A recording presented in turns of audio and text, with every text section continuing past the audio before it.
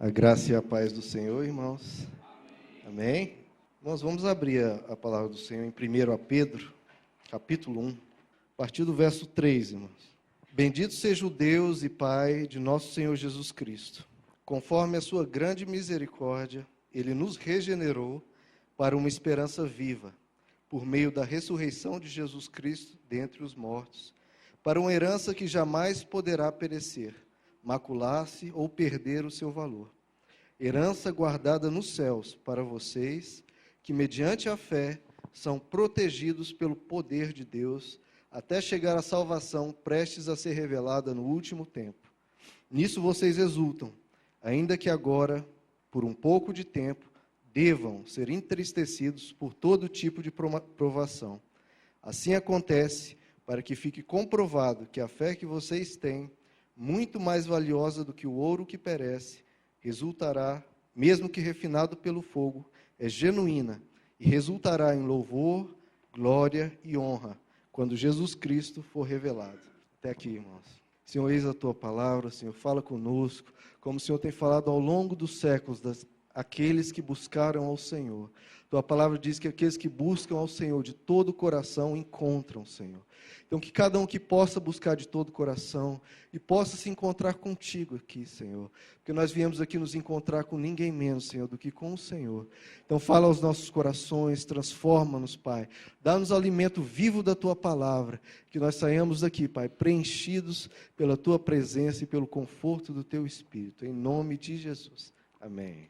Irmãos, no começo da minha vida cristã, eu vi de uma igreja que eu aprendi muito, cresci muito lá, mas que tinha muito essa prática da teologia da prosperidade, que diz que o crente não pode ficar triste, o crente vai sempre vencer, o crente não tem tribulação, porque nós temos um Deus todo-poderoso, a gente só anda em vitória e não há razão para sofrimento. E isso, claro, não sei se vocês já passaram por essa experiência, mais dia menos dia você é confrontado com a realidade. Que no princípio você tenta negar essa realidade. Não, é porque eu estou em pecado, eu tenho falta de fé. Ou eu não estou buscando o suficiente, por isso que eu estou sofrendo. Mas a realidade a gente sabe, é um fato. Mais dia menos dia a gente cai na real. Que neste mundo há o sofrimento. E o próprio Jesus nos disse isso, né? Neste mundo, tereis aflições. Ele não falou que nós talvez tenhamos aflições, alguns terão. Não, ele falou, neste mundo, vocês terão aflições. Só que não para por aí a frase dele, ele diz, neste mundo tereis aflições, mas tende bom ânimo, porque eu venci o mundo. Sofrer a gente sabe, até porque é uma coisa que a gente precisa aprender, né? O que a gente precisa aprender é a ter esse bom ânimo que Jesus mencionou. Tereis aflições, mas tende bom ânimo. Isso que é o difícil, e é isso que a gente precisa. À medida que a gente cresce espiritualmente, à medida que a gente cresce em comunhão com Deus, nós aprendemos isso. A enfrentar essas aflições com bom ânimo. Quer ver um crente cheio da presença de Deus? Você vai ver, às vezes, a vida dele com tribulações, mas você vai ver ele também continua confiante, continua em paz, apesar das circunstâncias. E isso é um alvo de todos nós. Nós aprendemos a trilhar a caminhada nessa vida com bom ânimo. A gente vai estudar aqui a carta de 1 Pedro, e aí vai uma recomendação para vocês. Sempre quando vocês passarem por períodos de sofrimento ou de dor, guardem isso, abram em 1 Pedro e leiam. Toda a carta de 1 Pedro é para lidar com isso, crentes que estavam passando por sofrimentos. E ele ali, então, auxilia os cristãos a passar por isso. Nesse trecho que nós lemos, olha só o verso 1 Pedro 1, verso 6. Nisso vocês exultam, ainda que agora, por um pouco de tempo, devam ser entristecidos. Olha o que ele fala, vocês, ainda que, vocês têm que ficar confiantes e exultando, ainda que, por um pouco de tempo, devam ser entristecidos. Né? Eu acho que vocês já ouviram isso, crente não fica triste. Mas aqui fala, ainda que vocês devam ser entristecidos. Você vai passar por um período, a menos que você não seja um ser humano. Você vai passar por um período que você vai ser entristecido. Mas a carta fala, por um pouco de tempo. Tem que ser por um pouco de tempo. O crente não pode ficar numa vida triste. Mas por um pouco de tempo, nós nos entristecemos. Porque a gente vê pessoas ficando doentes, nós mesmos ficamos doentes, vemos dificuldades, então a gente se entristece. E ele fala, devam ser entristecidos por todo tipo de provação. Veja que Jesus não está falando, olha, tais coisas vocês podem sofrer. Agora essas aqui não, essas aqui eu guardo vocês. Não. Está falando, ainda que vocês possam ser entristecidos por todo tipo de provação. Todo tipo, irmãos. Infelizmente, algumas igrejas ensinam coisas que fazem os cristãos andarem num conhecimento errado. Todo tipo de provação, todo. O pastor Wagner um dia contou um testemunho aqui de um casal muito ativo na igreja, cuidava de crianças excepcionais, né, que tinham deficiências. E aí eles foram ter um filho, o que aconteceu? Veio um filho deficiente. E eles ficaram revoltados com Deus, falaram, mas Deus, a gente trabalha na sua casa, cuida de pessoas, de crianças com deficiência, e o Senhor, como é que o Senhor permite isso acontecer conosco? Todo tipo de provação, irmãos. E o pastor Wagner até contou, né? Quem é que mais poderia receber melhor uma criança deficiente do que alguém que cuida desse tipo de criança? Né? Então é todo tipo de provação, irmãos. Não imagine que por servir a Cristo, você está isento de algumas coisas. Não está. Servir a Deus nos dá, primeiro, a salvação, numa eternidade onde não haverá, aí sim, não haverá nenhum tipo de provação, nenhum tipo de problema, você nunca mais derramará uma lágrima, ou ficará doente, ou verá morte. Isso depois desse nosso breve período. Mas enquanto nós estamos aqui, nós estamos sujeitos a todo tipo de provação, todo tipo. Mas olha agora no verso 5, que mediante a fé são protegidos pelo poder de Deus. Espera aí, a gente está sujeito a todo tipo de provação, então nós estamos lascados, né, irmãos? Não, porque no verso 5 fala, porque nós estamos protegidos pelo poder de Deus. Mas aí, espera aí, decide, né? Se a gente vai passar por todo tipo de provação, devemos ser entristecidos ou somos protegidos? Qual dos dois? Os dois, irmãos. É isso que nós temos que guardar, é os dois. Nós somos protegidos e passamos por tristezas. Às vezes a gente pensa, nós somos protegidos, então não vamos ter tristezas. Não, nós somos protegidos pelo poder de Deus, mas passaremos por tristezas. Como é isso? É porque, irmãos, toda tristeza que se abate sobre você, toda tribulação, todo confronto, todo desafio que vier na sua vida, esse desafio estará sob a mão de Deus. Deus vai estar controlando todo o processo, irmãos. Todo o processo daquela dor. Nós lemos no livro de Jó, irmãos. O que aconteceu com Jó?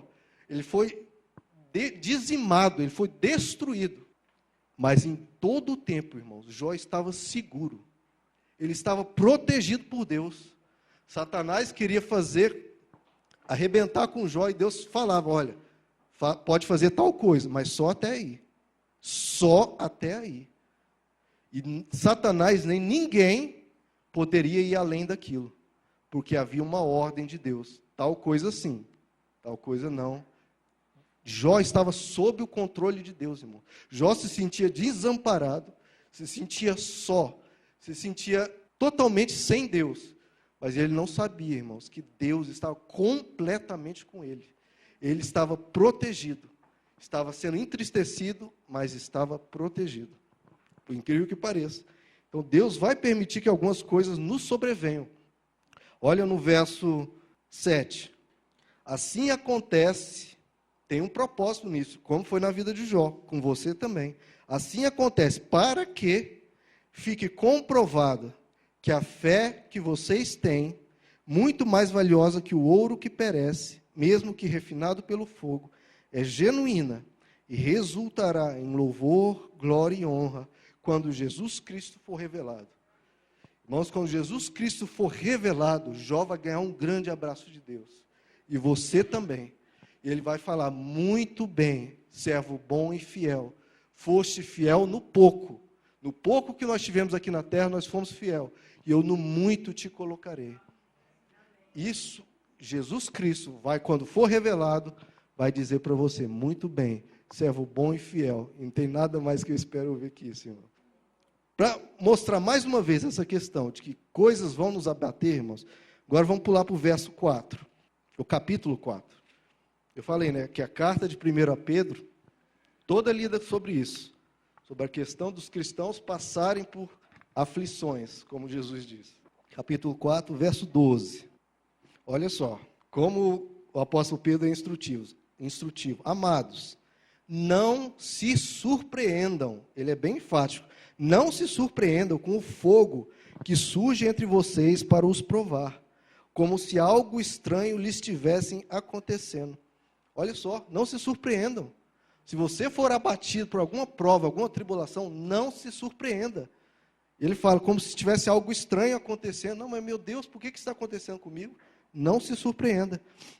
Verso 13, mas alegrem-se à medida que participam dos sofrimentos de Cristo, para que também, quando a sua glória for revelada, vocês exultem com grande alegria. Ele fala, irmãos, nós vamos ter que padecer, sofrer os sofrimentos de Cristo. Assim como Cristo esteve disposto a sofrer, nós também. Ótimo, nós sofremos. Então, o que nos livra do medo, né, irmãos?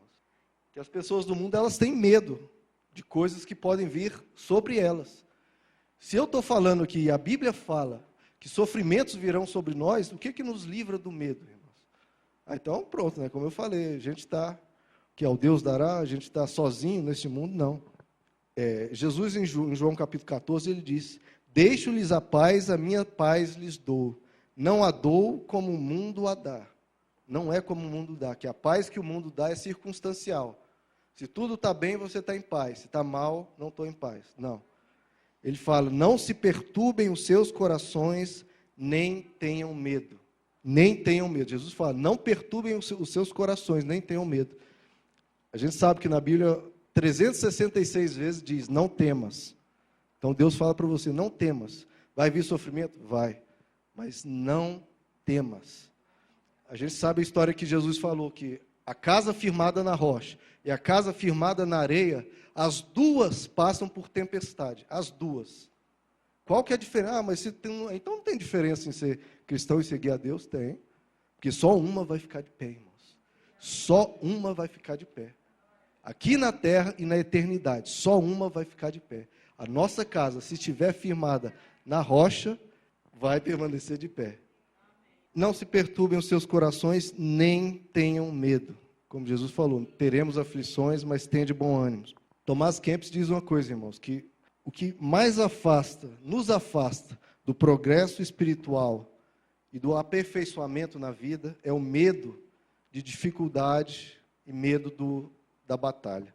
Então, uma coisa é, não temas, irmãos, não tenham medo, porque a gente tem um Pai que nos protege com o seu poder. Ele fala, não se perturbe o coração de vocês, creiam em Deus, creiam também em mim. Por que nós não devemos ter medo? Porque nós temos um Deus, irmãos, que está olhando por nós. Deus está nos transformando e está nos edificando. E nós sabemos, irmãos, que esse mundo onde nós vivemos é mau. Esse mundo aqui, cada vez que você peca, você confirma esse mundo de sofrimento. Que é um mundo que não era para existir. Mas cada vez que a gente erra e peca, a gente confirma esse mundo. E isso nos faz sujeitos a colher o resultado desse pecado. 1 Pedro 2, capítulo 2, verso 3. Olha só o que ele fala. Agora que provaram que o Senhor é bom. Nós experimentamos isso, irmãos. Nós comprovamos isso na nossa vida, que Deus, Ele é bom. E se Ele é bom, confie nele. Porque as coisas a gente pode não entender. Eu até mandei esse texto em alguns grupos do WhatsApp. Você não precisa entender o que Deus está fazendo. Você precisa confiar e saber que Ele está agindo. Ele está agindo, irmãos. E sabe que por Ele ser bom, nós temos paz. Bom, irmãos, como eu falei, a gente não precisa entender o agir de Deus, porque muitas vezes nós não vamos entender. Mas a gente precisa confiar que Ele está agindo. 1 Pedro 4, verso 19. Por isso mesmo, aqueles que sofrem de acordo com a vontade de Deus, devem confiar sua vida ao fiel Criador e praticar o bem. Se a gente sofre, irmãos, e está de acordo com a vontade de Deus, porque às vezes a gente sofre também sem ser pela vontade de Deus, né? Porque nós estamos cometendo algum erro, ou não estamos sendo sábios em alguma área da nossa vida.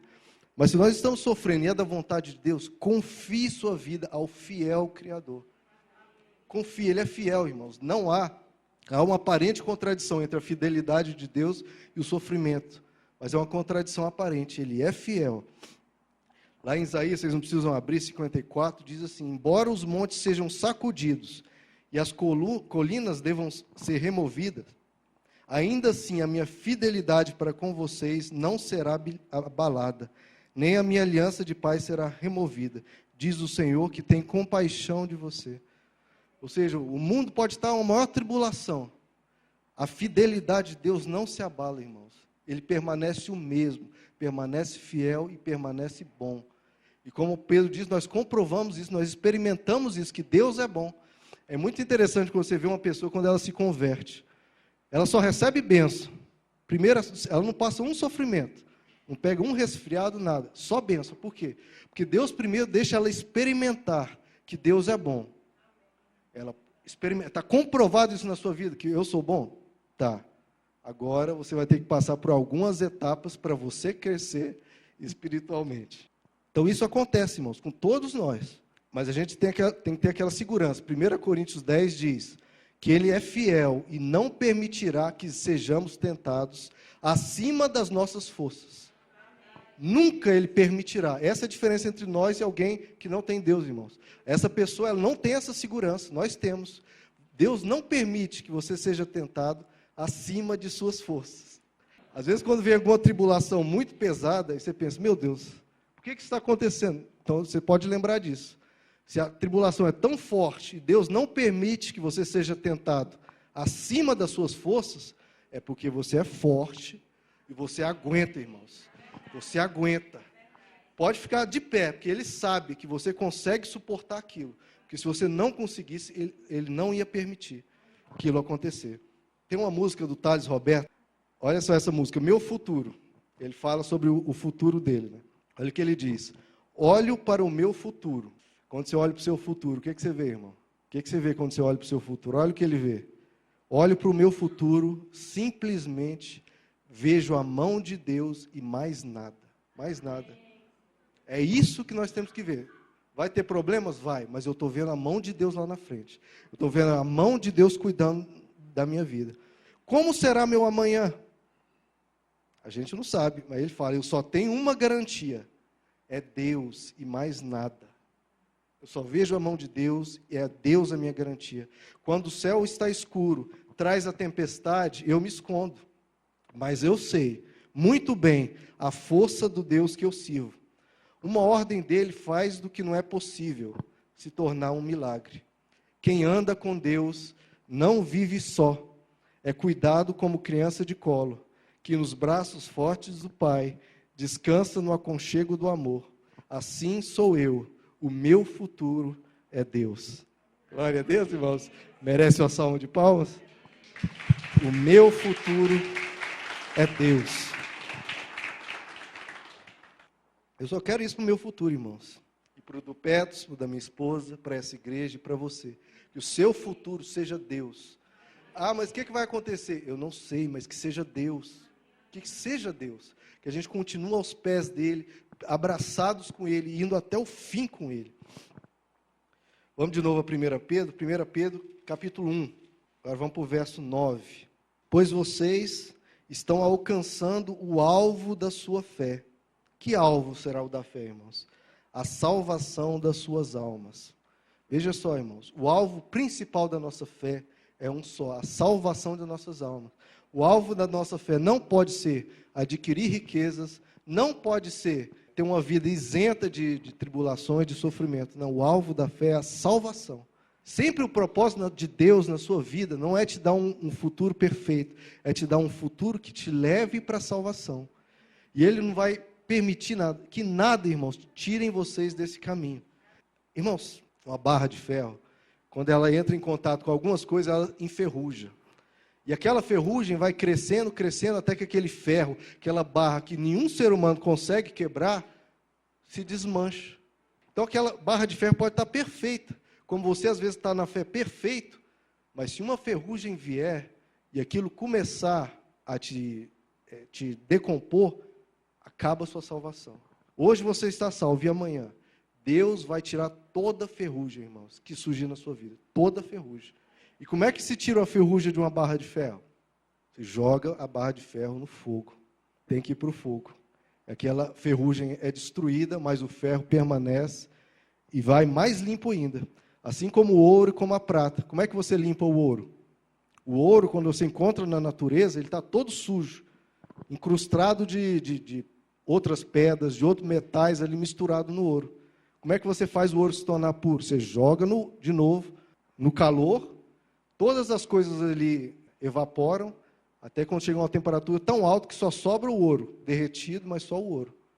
Às vezes a gente vai passar por isso, irmãos. Vamos ser colocados no fogo, para que toda impureza de nós seja revelada, que às vezes está incrustada lá dentro da pedra de ouro, é que tudo seja revelado e tudo seja tirado. Eu, às vezes, fico estressado com alguma coisa com a minha esposa e fico irritado com alguma coisa, aí eu falo, meu Deus, como é que eu geralmente sou tão calmo, como é que de repente explodiu toda essa irritação? Aí eu falo assim, meu Deus, me perdoe por aquilo. Aí Deus fala, não, Deus me ensinou isso esses dias. O problema não é a atitude, o problema é o que está lá dentro.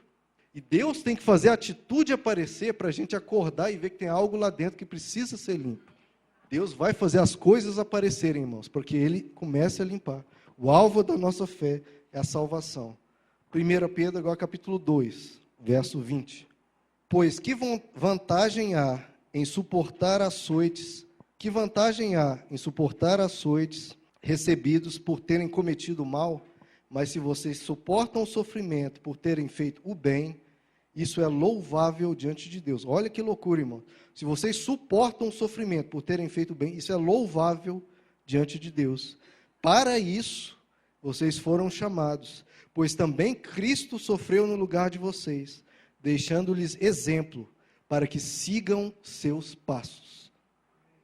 Quando você sofre, não é uma vergonha, irmãos, isso é louvável. Se você sofre e permanece firme com Deus, isso é louvável. Ah, meu Deus, que tristeza, eu sou crente, eu estou passando por isso, tenho até vergonha de falar para os irmãos, não. Isso é louvável, se você permanece firme com Deus. E ele fala, para isso vocês foram chamados, para seguir os passos do nosso mestre, que andou nessa terra e sofreu também. Quando Pedro se recusa a aceitar que Jesus tem que morrer, ele está se recusando também a sofrer. Ele mostra que não está disposto a sofrer. A gente está disposto, geralmente, a seguir um Jesus vencedor.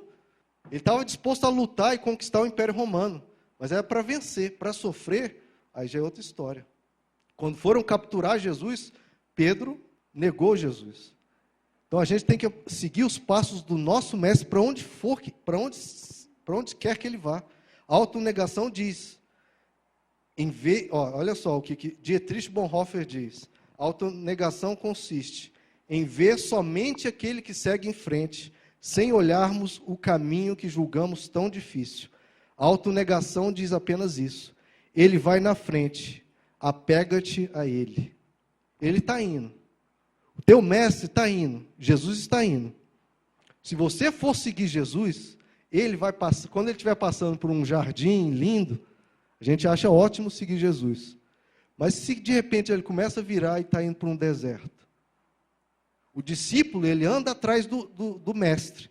Até tem um provérbio judaico que diz que o discípulo, ele respira a poeira do mestre que vai na frente. Se Jesus começa a andar em direção ao deserto, aí o que você vai fazer? Não, Jesus, até aqui eu vou, mais para frente não. E ele continua andando. Meu Deus, ele está indo, e agora, o que eu faço? Vai atrás, irmão.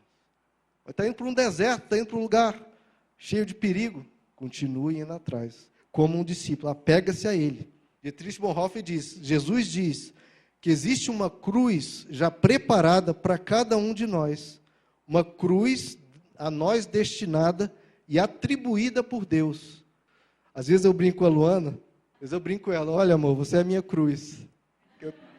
Você é a minha cruz, porque tem coisas que às vezes a gente tem que aguentar no casamento, que parece uma cruz. E é, irmãos, e é. O casamento é um dos maiores instrumentos de Deus para nos transformar, para nos dar paciência, para nos fazermos amar, mesmo quando a gente não quer, mesmo quando às vezes o outro não está merecendo. Você suportar as coisas é uma cruz, é uma forma que Deus vai fazendo para te transformar. Claro que tem alegria, tá, irmão? Não é só cruz, não. Mas eu estou falando isso, que Deus usa as coisas ao nosso redor para nos transformar. A Bíblia fala uma coisa, você quer outra, que quando você, eu vou lutar contra a minha vontade, vou escolher seguir o que a Bíblia está falando, aquilo é uma espécie de morte, irmão. É um processo de morte, porque você luta contra você mesmo. É engraçado, né? Como Paulo diz, eu esmurro meu corpo, eu começo a falar não para mim mesmo, eu começo a me negar. É uma espécie de morte, mas eu vou seguir a Jesus. E essa dor tem uma recompensa no céu, irmãos. Por isso, Cristo estava disposto a sofrer, irmãos. Então nós também, olha o que Agostinho diz.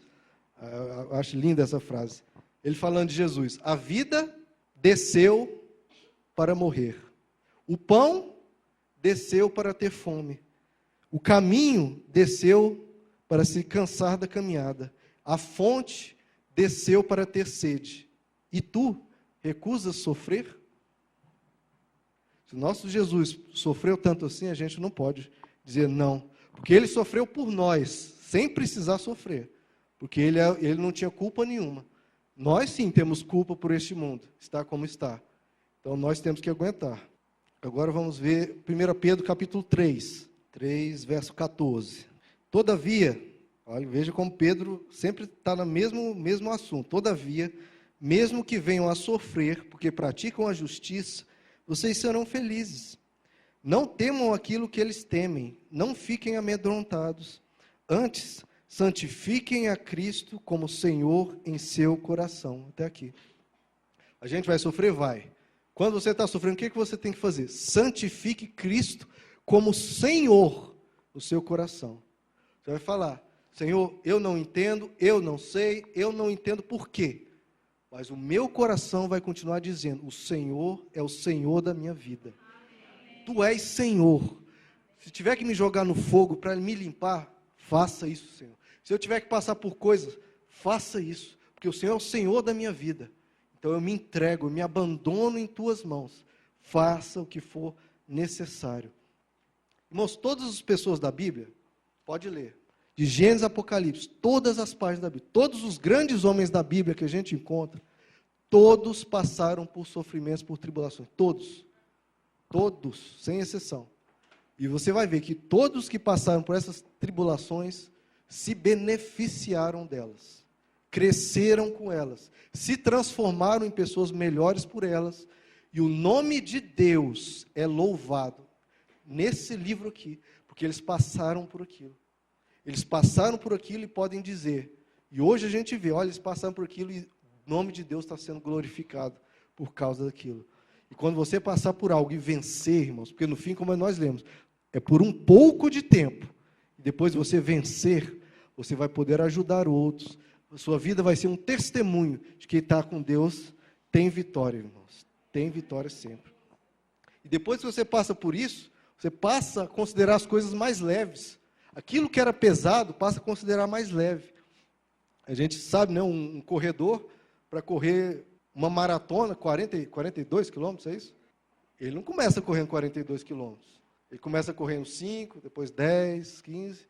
Quando ele está correndo uma maratona, para ele correr 10 quilômetros, que a maioria de nós aqui acha quase impossível você correr num pique 10 quilômetros. É muito difícil.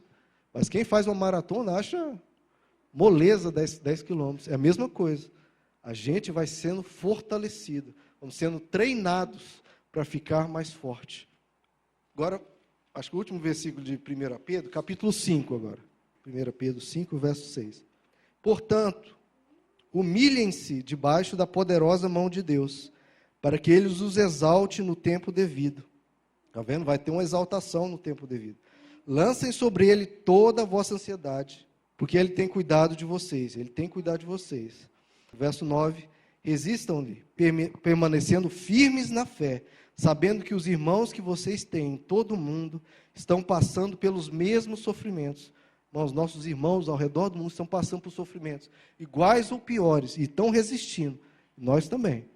Verso 10. O Deus de toda graça, que os chamou para a sua glória eterna em Cristo Jesus.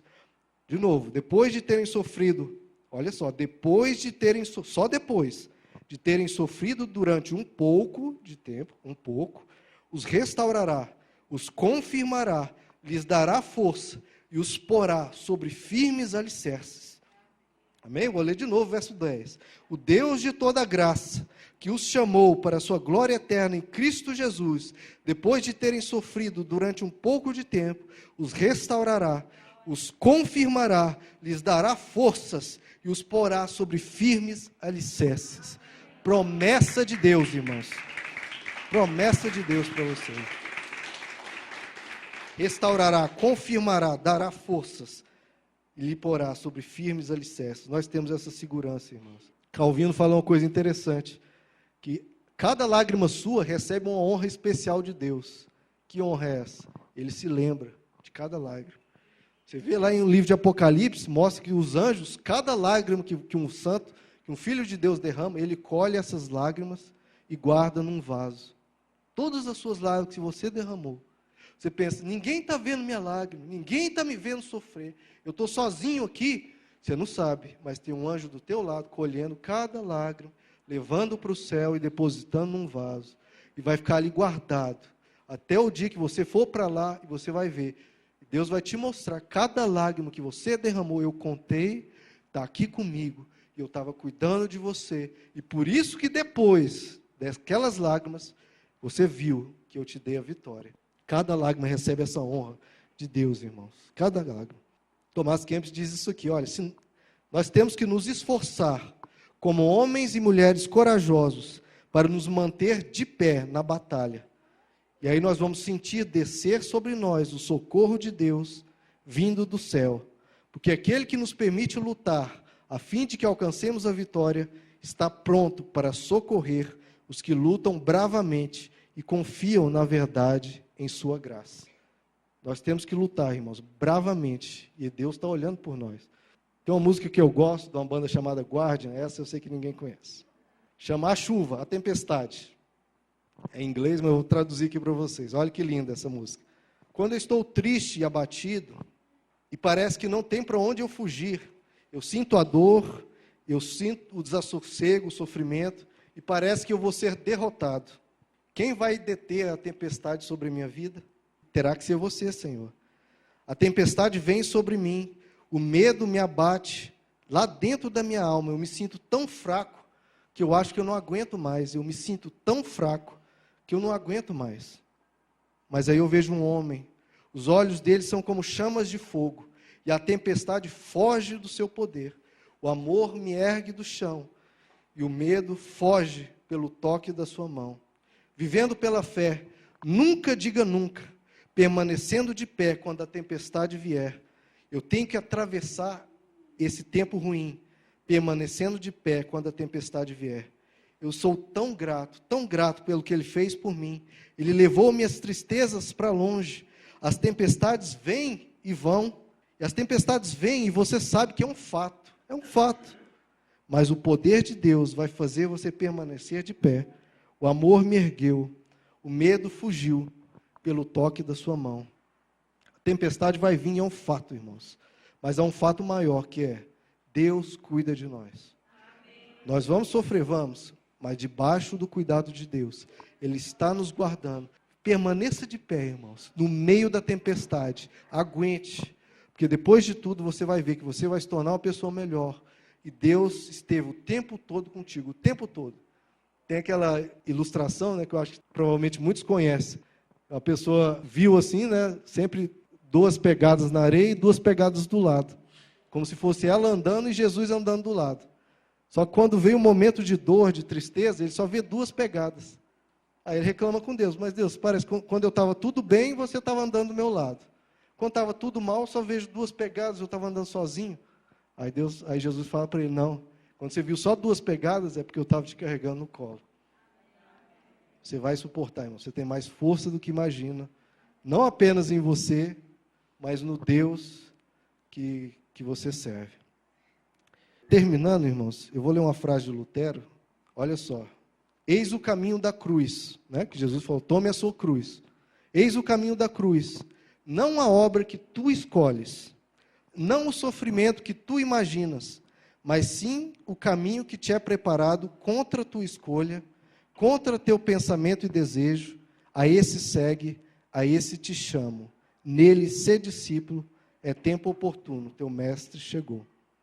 Seja discípulo de Jesus e ande aonde o teu mestre for.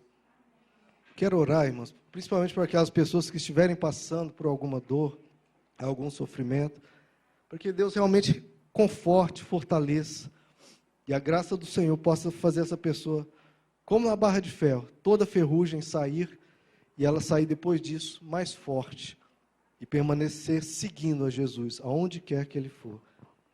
Senhor meu Deus, eu quero colocar a Tua igreja diante de Ti, Senhor. O Senhor conhece aqueles que estão debaixo de prova, debaixo de tribulação, debaixo de algum desafio, Senhor.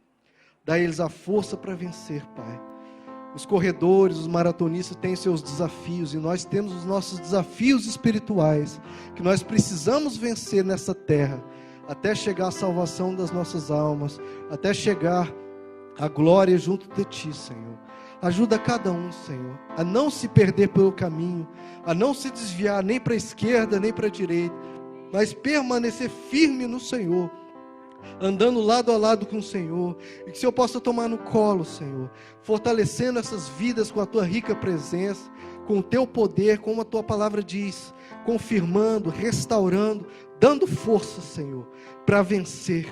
Porque cada um daqueles que permanecem insistentemente confiando no Senhor, alcançam a vitória no fim.